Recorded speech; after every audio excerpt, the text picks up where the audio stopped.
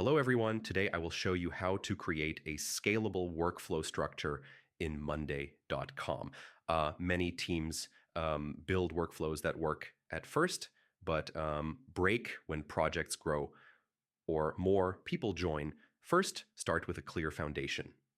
Define your workflow stages like to do, in progress, review, and done.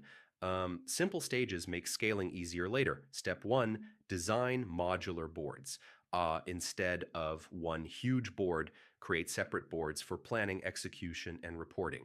Um, Modular boards are easier to scale and manage. Step two, standardize columns. Use the same status, people, date, priority, and effort columns across boards.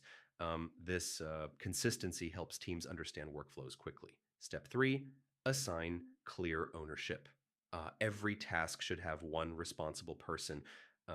This prevents confusion as the team grows. Step four, use dependencies and timelines. Connect tasks that rely on each other and set realistic dates.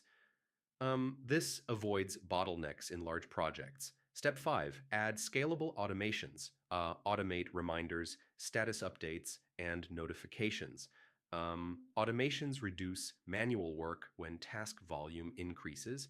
Step six, use dashboards for visibility.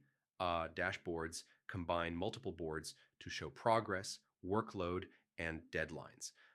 This helps managers track large workflows easily. Finally, review and optimize regularly. Workflows should evolve as teams scale.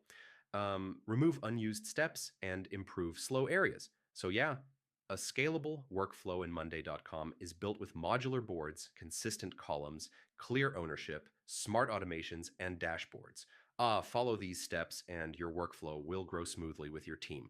Thanks for watching. Do like this video, subscribe to the channel, and comment below if you have any questions.